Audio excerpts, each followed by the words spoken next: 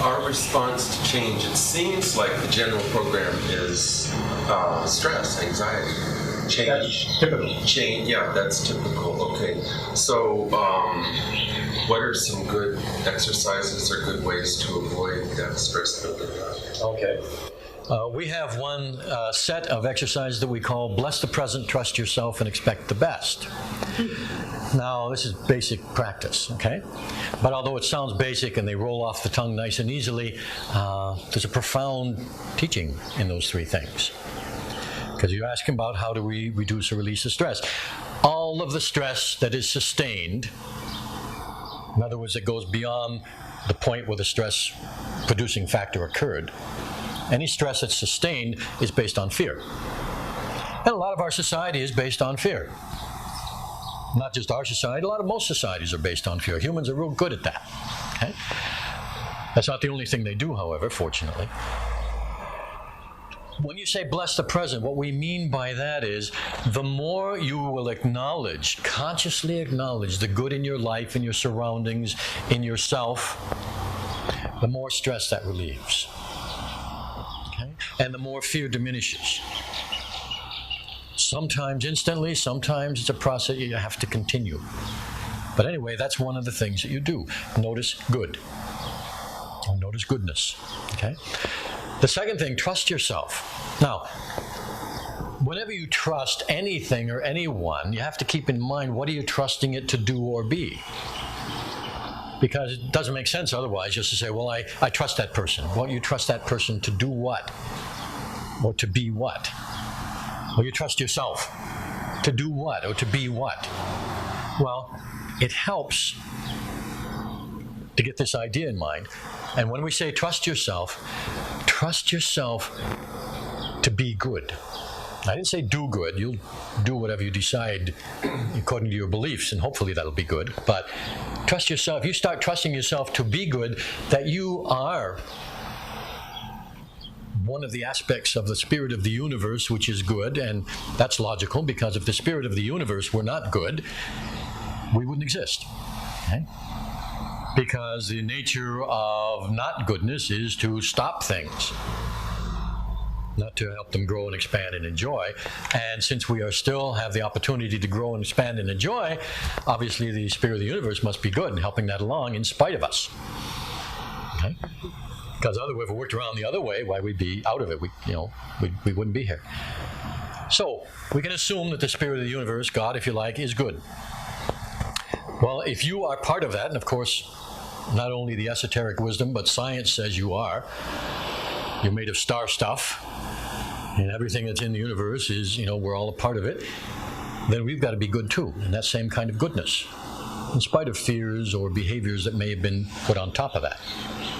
Okay? So trust yourself that you're good. Trust yourself also means that trust that you have access to that power of the universe. So really it takes you beyond into trusting the power of the universe to be good and to be there for you when you need it.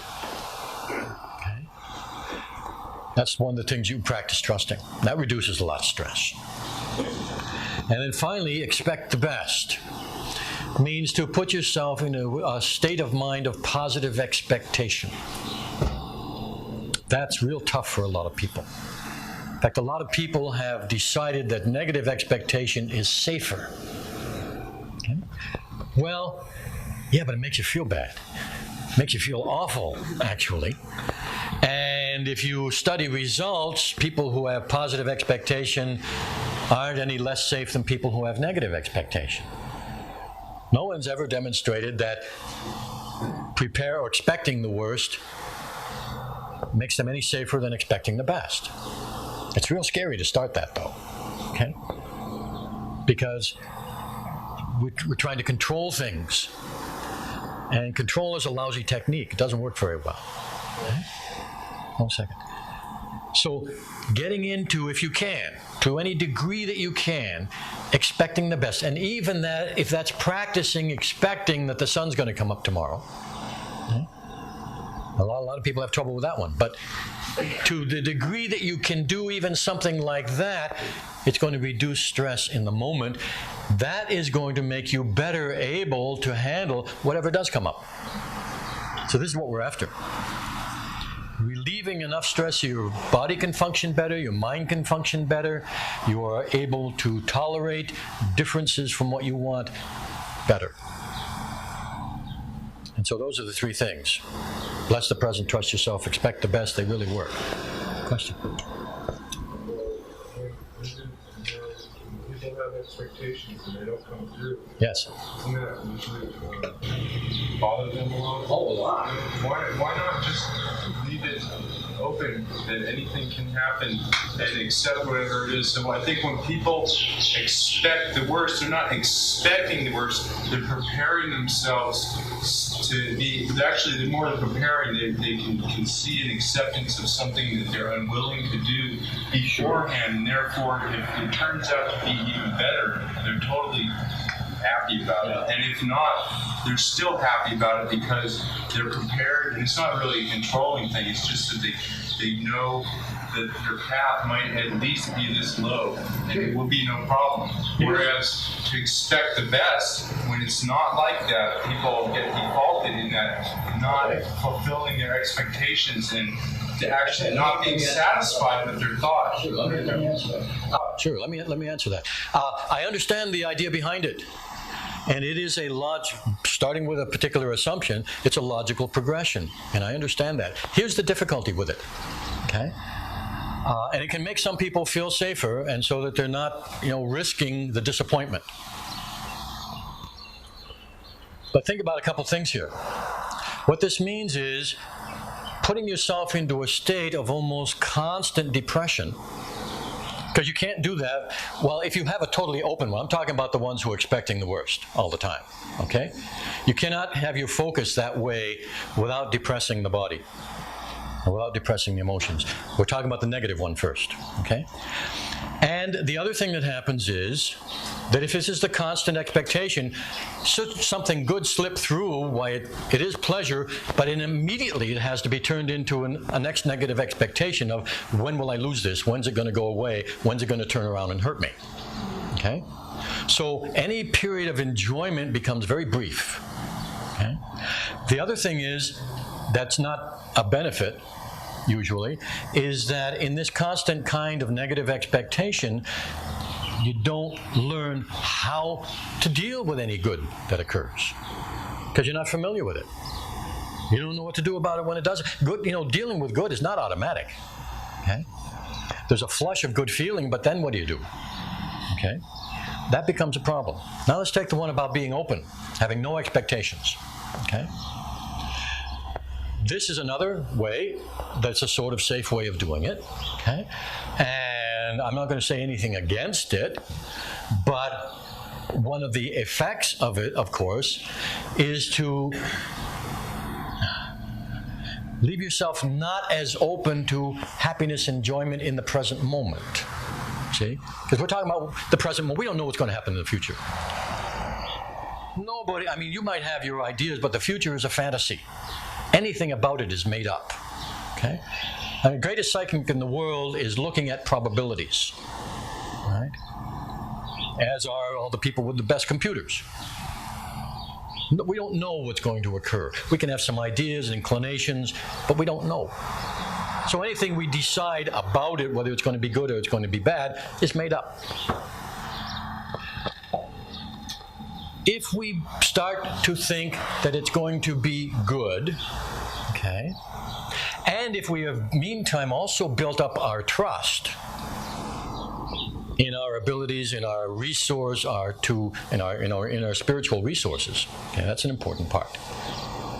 And if we have built up the habit of appreciating whatever good does occur, no matter how small, well, then when you expect the best, and the best does not happen, you look for the best you can get out of it, but you trust that power within, so you're not afraid, and really you don't get disappointed.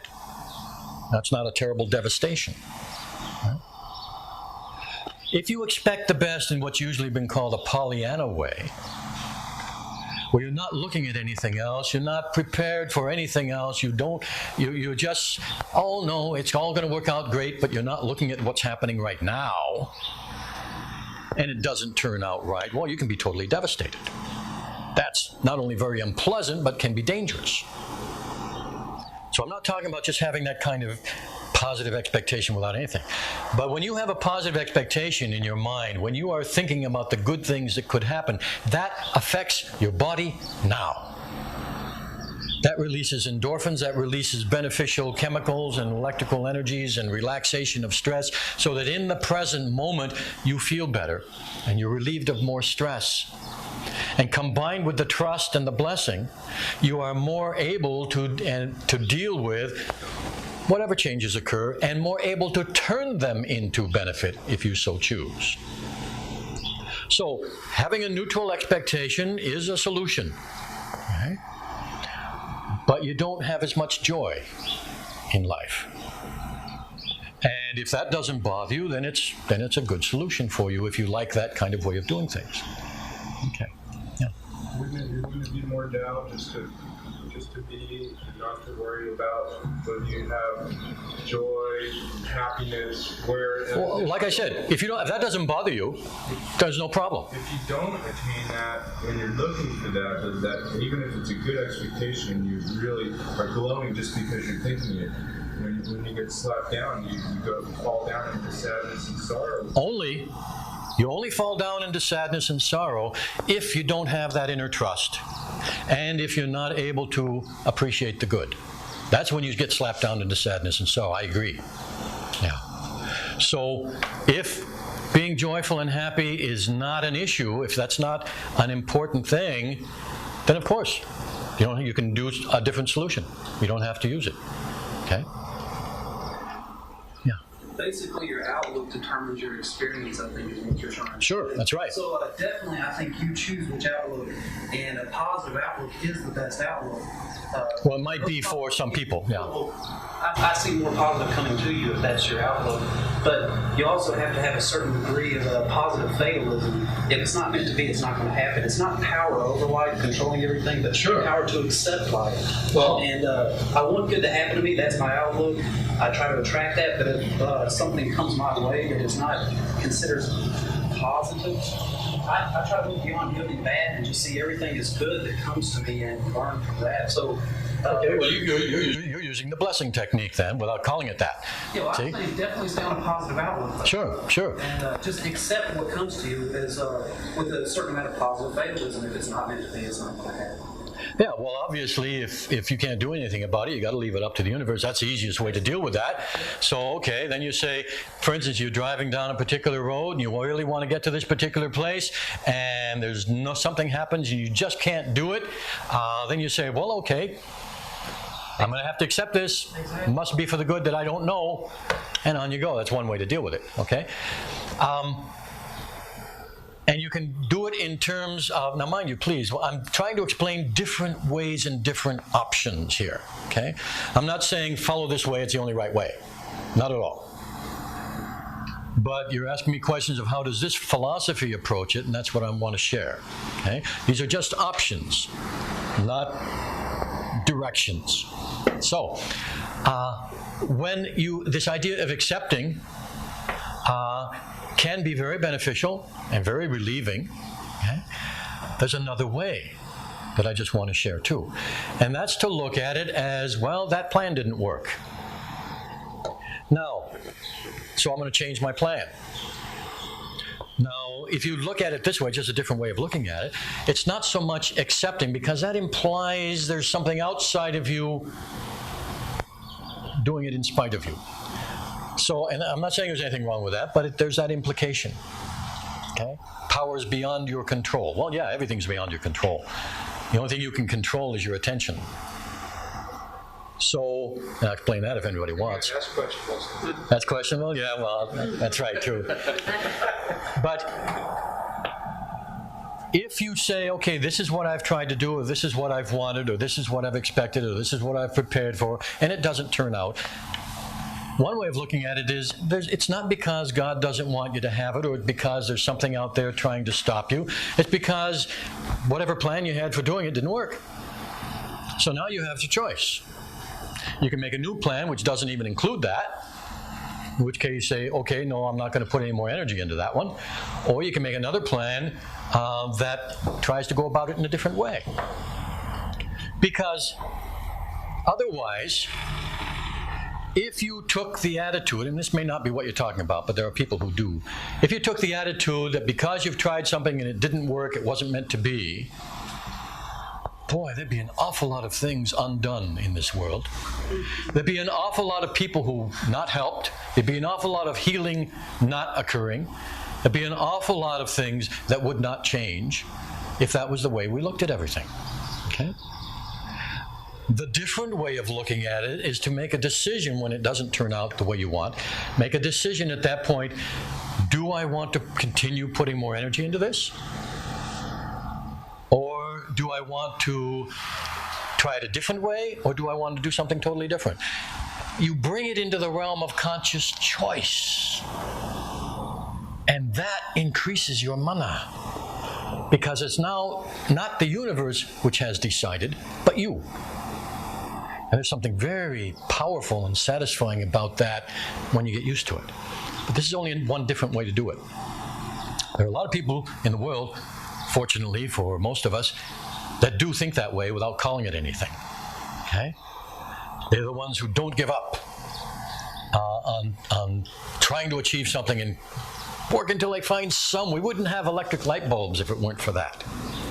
Because you're probably familiar with the story, but it's good to remember it, that Edison tried 10,000 different ways of making the light bulb work before he found one that did.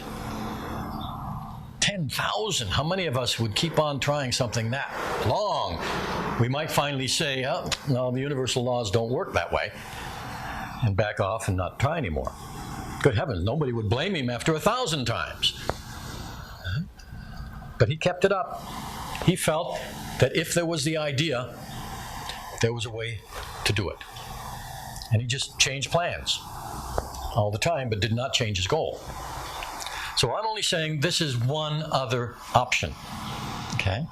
There are some people for whom that is not a viable option. It's not the way they want to live. They would rather get in tune with the natural flow, and I'm saying this in a positive way. They would rather get in tune with the natural flow of the universe and move with it instead of trying to change it. And that's a perfectly valid way to live.